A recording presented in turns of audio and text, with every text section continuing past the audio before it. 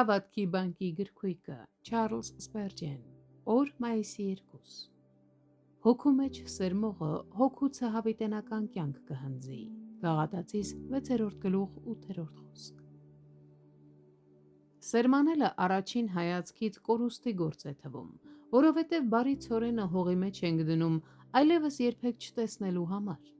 Իսկ հոգու մեջ սերմանելը առավել ևս կարող է թվալ մի երասկոտ անիրական ձեռնարկ, որովհետև ինքներս մեզ ուրանում ենք և կարծես թե ոչինչ չենք շահում դրա դիմաց, սակայն եթե մենք հոգու մեջ սերմանենք ջանալով ապրել Աստծո համար, փնտրելով հնազանդվել նրա կամքին և մեր անձերը նվիրելով նրան փառավորելու, ապա մեր սերմանքը երբեք զուր չի լինի, կյանքը պիտի լինի մեր վարձատրությունը, այն էլ հավիտենական կյանքը,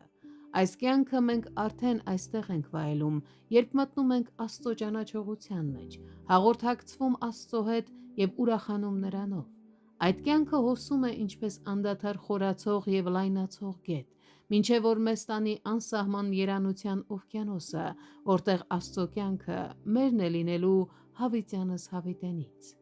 ուրեմն եկեք չսերմանենք մեր մարմնի մեջ, որովհետև նրա հունձքը ապականություն է լինելու, քանզի մարմինը միշտ դեպի այդ կողմն է ձգտում, այլ սուրբ անձնահաղթությամբ ապրենք բարձրագույնի, մաքուրի և հոգևորի համար, փափագելով պատվել մեր ամենասուրբ Տիրոջը, հնազանդվելով նրա ամենաողորմած հոգուն,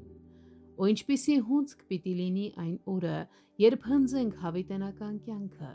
ինչ խրձեր անսպառ երանությամբ պիտի հավաքվեն, ինչ տոնախմբություն պիտի լինի այդ օրը,